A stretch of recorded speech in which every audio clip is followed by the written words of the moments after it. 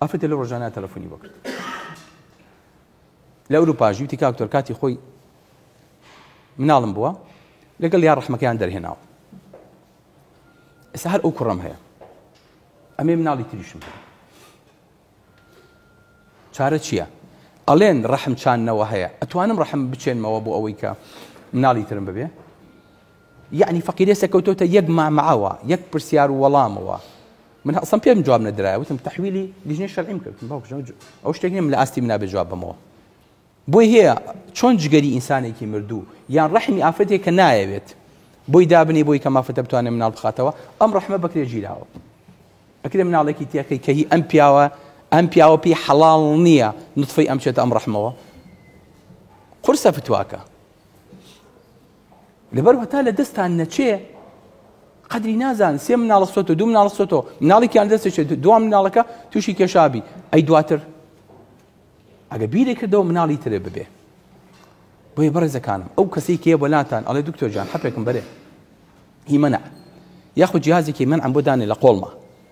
یاخود ڕەحمەکەم بۆ هەڵگێرەوە یاخود ئەوم بۆ بکە هەموو زەرەرەکانی پێ بڵێ بەخوا زۆر جار ئافرەتم بینیوە خوای گەورە مناڵی نایەتە ئیساکێنە لەبەری کە لە بیدایەتی حەملەکەەوە مەنعی کردووە سە خوای گەورە لیسەنەتەوە دنیا ئەکا نایداتی چونکاتی خۆ یەک مناڵی لەبار بردووە لەبەرە زۆر زەرورە باوکی من بەو کەسە بڵی باوکی من هەتا وەکو گەنجیت ئافرەتێک ڕۆژات وڵا کاکتۆر جان من 42 ساڵم بۆچی مناڵەکەم مەنغۆڵ دەرچووە ئیتر کچم تەمەنی خۆتە بینیوە لە دوای ئەو تەمەنەوە لە هەموو سی مناڵێک دانیکە مەغڵ دەرەچی ئەمەیان بە تۆ کەوتووە تازە بیری کەوتۆ مناڵخیتەوە کوڕی من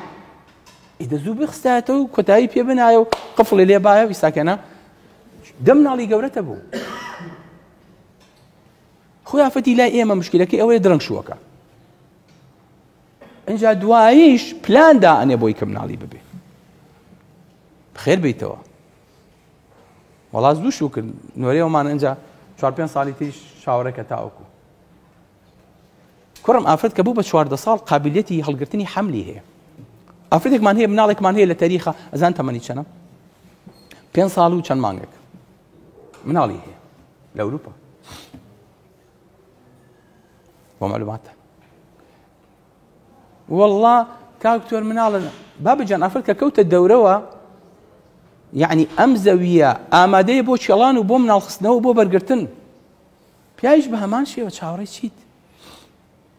بە تایبەتی لە مناڵخستنەوەیە باوەجان زۆر تەرکی زەخینە سەر ئەم